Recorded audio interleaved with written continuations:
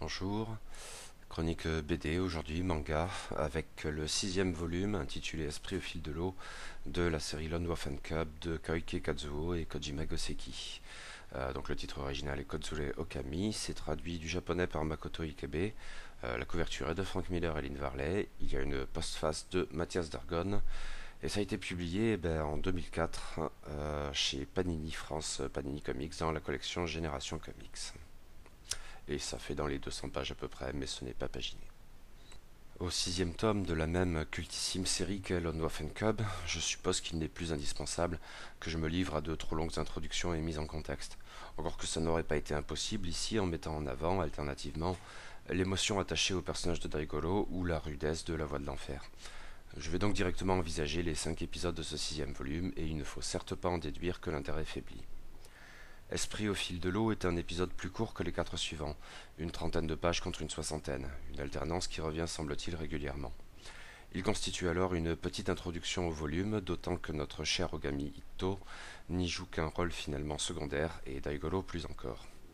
La nouvelle s'intéresse au premier chef à 2 yakuza de bas rang, dont l'un forme l'autre, le petit nouveau Ignare, aux très complexes codes verbaux et non-verbaux que les hommes tels qu'eux doivent adopter, tout particulièrement pour accueillir les yakuza d'autres clans et d'un rang supérieur. C'est à la fois très pointu, il y a tout un lexique intraduisible, ou en tout cas non traduit, à intégrer notamment. Notez que c'est un aspect qui reviendra plus loin, plus complexe encore dans l'épisode Le bouclier et le château, où s'égare au passage un mot de la traduction allemande, et traité sur un ton de comédie, avec le tuteur sévère et l'apprenti sans doute plein de bonne volonté mais qui n'arrive à rien. Mais la farce, sans surprise, tourne à la tragédie, quand une erreur du petit nouveau entraîne sa mise à mort par un yakuza revêche. La surprise réside davantage dans le comportement du tuteur, qui abandonne aussi sec la froideur et la sévérité dont il avait fait preuve jusqu'alors, pour exprimer son écœurement et sa haine à l'encontre du meurtrier. Un écœurement et une haine qui le conduiront à la folie, illustrant un conflit de normes insurmontable. Et Ogami Itto dans tout cela, il se contente d'observer, avec froideur, voire un manque d'empathie prononcé. À moins qu'il ne soit qu'apparent. La façade et le cœur, la communication non verbale. Le spectateur a en fait son mot à dire, mais à terme seulement. Il se tient d'abord à distance respectueuse des événements où toute intrusion de sa part serait malvenue. Il agira bel et bien, mais après seulement, sans avoir interféré. La froideur des répliques peut donc dissimuler une empathie en fait bien davantage poussée. Mine de rien, ce bref épisode un peu à part fonctionne comme une mise en abîme de la société traditionnelle japonaise, je suppose, et n'est pas sans émouvoir, après avoir fait sourire, puis révolter.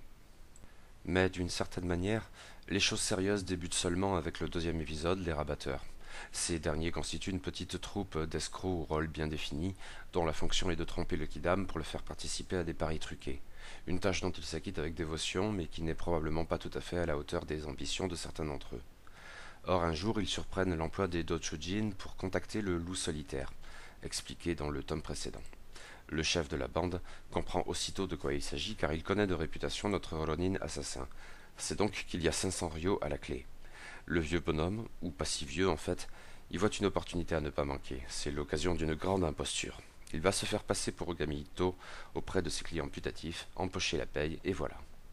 Un plan qui s'avère perclus de vices. Le reste de la troupe redoute un peu qu'Ogami Itto ait son mot à dire, lucidité qui fait défaut au chef arrogant. L'illusion pour être renforcée implique de se faire accompagner par un petit enfant. Or, les rabatteurs ont la très mauvaise idée de jeter leur dévolu sur Daigoro, qu'ils enlèvent sans avoir la moindre idée de son identité. Enfin, quelle confiance peut-on accorder à ses collègues quand l'âme même du travail commun consiste à tromper les autres? Un épisode très efficace sur le mode plus aventurier et feuilletonesque qui caractérise certains épisodes de Lone Wolf and Cub, où les conflits intérieurs passent globalement au second plan, ce qui n'en fait pas un chapitre creux pour autant. Suit Famine, qui est clairement mon épisode préféré de ce sixième volume. On y trouve tout ce qui fait la saveur des meilleurs Lone Wolf and Cub. De la violence et de l'émotion, de la ruse et de la cruauté, des sentiments qui courent sur toute l'échelle opposant la froideur la plus impitoyable à la sympathie au sens fort, un arrière-plan historique et éventuellement politique passionnant.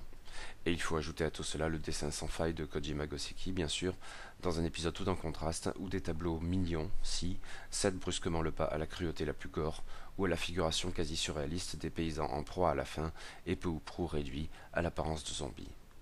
Bizarrement, cet épisode démontre aussi cette chose souvent vérifiée sur le grand écran comme sur le petit. Pour une raison que je ne me sens pas d'expliquer, la cruauté envers les animaux dans des œuvres de fiction touche régulièrement bien davantage que celle exercée sur les hommes nos semblables. L'épisode s'ouvre sur des scènes étrangement rudes, où un Ogami Itto plus impitoyable que jamais tire sans cesse des flèches émoussées sur un mignon petit chien, dont la douleur est palpable, et l'effroi, presque l'indignation même muette de Daigoro en rajoute une bonne couche. Nous savons que le Ronin n'est pas le moins du monde porté à la cruauté gratuite, et y devinons une forme d'entraînement liée à une ruse.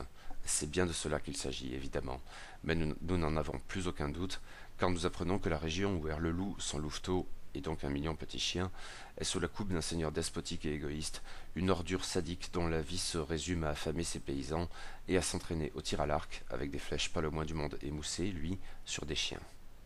D'ici la rencontre de l'assassin et de la cible, pourtant, il y a donc ce pays ravagé par la famine, où les paysans, qui sont autant de cadavres en bref sursis, deviennent littéralement fous à la vue du petit chien accompagnant Ogami Itto et Daigoro. Mais si le Ronin refuse de leur donner le chien à manger, nous savons très bien quelles sont ses motivations. Le peuple affamé, toutefois, n'en peut plus. Si le Ronin ne saurait véritablement être blâmé pour se refuser son chien aux paysans, le tyran, lui, doit payer, et les paysans de fomenter une révolte populaire, Ikki, le seul moyen, pour eux, de faire entendre leur colère.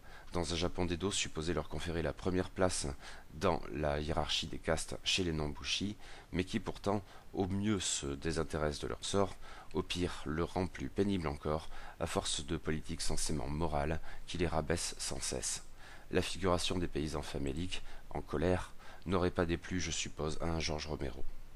L'histoire est aussi palpitante que révoltante et en définitive bouleversante, jusque dans la tendresse dont exceptionnellement peut-être le Ronin fera preuve enfin à l'égard de son fils soumis à si rude apprentissage des réalités de ce monde, lui qui arpente, comme son père, la voie de l'enfer ou Meifumado. Mais l'épisode suivant, le bouclier et le château, met peut-être davantage en évidence ses ambitions conséquentes. Il s'ouvre sur une scène à la fois très codifiée dans les Lone Wolf and Cub comme dans les films Baby Cart, et qui pourtant prend ici une signification différente, et sans doute plus profonde, quitte à ce que la sagesse emprunte par pudeur les formes innocentes d'une énigme en forme de cantine. Ogami Itto tombe donc sur 6 statues de Jizo, Bouddha de la compassion, qui sont en fait 6 Jizo différents avec leur propre connotation spirituelle. Interrogé par les statues, Ogami Itto identifie sans peine toute cette symbolique, à un passage peu ou prou incompréhensible pour un occidental tel que votre serviteur qui ne sait rien de tout cela. Derrière les Jizo, bien sûr, se trouvent 6 hommes, issus du petit Han d'Iwaki Daira, qui souhaitent engager le Ronin assassin. Il s'agit d'abattre un envoyé du shogun, sa suite et les ninjas du clan Kurokuwa qui l'accompagnent. Rien que ça. D'autant que la mission doit être accomplie avec diligence et discrétion. Personne ne doit en réchapper, car la nouvelle de ce qui s'est passé ne manquerait pas de fournir au shogun un prétexte idéal pour faire au grand jour ce qu'il voulait faire dans l'ombre et anéantir le petit Han. Au fond, la mission confiée à Ogami Itto, même avec toute cette emphase, n'est pas d'une originalité folle dans le contexte de la saga. La détermination de l'assassin, que sa rencontre avec les 6 Jizo a bouleversé en le ramenant aux vertus d'honneur des samouraïs vivant comme s'ils étaient déjà morts, et que le périple sur le Meifumado avait parfois contraint au silence, peut-être paradoxalement, s'illustre sans doute dans la furie de son action peu ou prou suicidaire. Mais à dire le vrai, si l'action est superbement menée, comme d'habitude, avec un Kojima Goseki qui fait toujours des miracles, ce n'est pas là ce qui m'intéresse le plus dans cette série. D'autant que cet honneur me dépasse, et que je suis incliné à préférer les tableaux plus sombres, mettant en scène l'hypocrisie si souvent associée aux protestations de dignité des Bushi s'affichant naturellement supérieures au commun. C'est vrai dans Lone Wolf and Cub ou chez Hirata Hiroshi, ou encore, peut-être la plus puissante des démonstrations de cet ordre, dans le sublime Harakiri de Kobayashi Masaki. Mais 2 choses sont autrement plus intéressantes ici à mes yeux. Tout d'abord un aspect qui concerne le déroulé de la série sur la durée. L'affaire du Han d'Iwaki Daira, en prise avec les complots du shogun, ramène Ogami Itto au drame de son passé, au-delà de la seule vilainie du clan Yagyu responsable de sa perte. Nous en avions déjà eu quelques aperçus auparavant, mais le dilemme est cette fois ouvertement tranché. La guérilla du Ronin à l'enfant se livre également contre le shogunat. Ce qui l'amène ici au nom du contrat passé, mais nous devinons qu'il y a des motivations sous-jacentes et plus ou moins conscientes à ce geste, à s'attaquer au clan Kurokuwa, pourtant de ses alliés par le passé et qui avait fait en sorte de ne pas s'acoquiner avec les Yagyu. Dans une scène terrible de tension, Ogami Itto est confronté verbalement aux conséquences de sa folie, suscitant l'incompréhension la plus navrée chez le chef des ninjas. Mais surtout, il y a la ritournelle des 6 Jizo. Dans un premier temps, la cantine, qui décrit une sorte de chaîne alimentaire fortement symbolique, s'attarde sur la place du loup dans ce cycle. Loup que l'on associe, comme de juste, à Ogami Itto. Si le procédé s'arrêtait là, ma foi, il aurait pu être narrativement intéressant, encore qu'un peu démonstratif peut-être. Mais justement, la chanson ne s'arrête pas là. La place d'honneur ne revient pas au loup, qui n'est qu'un maillon parmi tant d'autres. Le vrai Jizo, c'est l'homme, avec ses facultés d'adaptation notamment. Mais ce constat un peu banal débouche sur un autre bien davantage perturbant. Si l'homme est le vrai Jizo, alors pourquoi prie-t-il les Jizo? Je ne me risquerai pas à tenter d'apporter une réponse, si même il y en a une, car l'énigme a quelque chose d'un koan. De crainte de faire dans le zen de pacotille, je ne m'étendrai pas davantage sur ce problème. Reste que l'énigme, et peut-être justement parce qu'elle demeure sans réponse, me paraît avoir une portée considérable, dans le cadre de l'épisode, comme dans celui de la série à plus long terme, au regard du personnage d'Ogami Itto et du monde dans lequel vit ce personnage, et peut-être également d'une autre. Ce qui justifie la longue et un peu laborieuse entrée en matière de l'épisode, et confère aux scènes d'action un sens leur permettant de se hisser au-dessus de la formule du Ronin invincible, dont la détermination est telle qu'elle lui permet de massacrer sans coup férir des ennemis par dizaines. Ultime épisode de ce 6e tome, sur le pont poursuit directement le bouclier et le château. Je ne suis franchement pas certain que jusqu'à présent la série ait connu le moindre moment où pareil lien unissait 2 épisodes successifs. Mais supposer que cela témoignerait d'une évolution dans la conception d'ensemble de la série serait sans doute bien trop hardi à ce stade, et parfaitement erroné si ça se trouve. Nous verrons bien par la suite, ou pas. La continuité narrative passe aussi par la réitération d'un même procédé, puisqu'une nouvelle cantine joue un rôle important dans ce chapitre. Maintenant, le trait saillant, c'est sans doute que Daigoro prend le devant de la scène, un personnage décidément à l'honneur dans ce volume 6, car son rôle est par ailleurs crucial dans Famine et non négligeable dans Les Rabatteurs. Ici, le charmant bambin prend soin de son père, considérablement affaibli, à vrai dire aux portes de la mort, après les furieuses batailles de l'épisode précédent. Il y a de ça notamment dans L'Enfant Massacre, 2e film de la saga Baby Cart. Mais ceci, le couple de promeneurs qui tombe sur Daigoro n'en sait tout d'abord rien.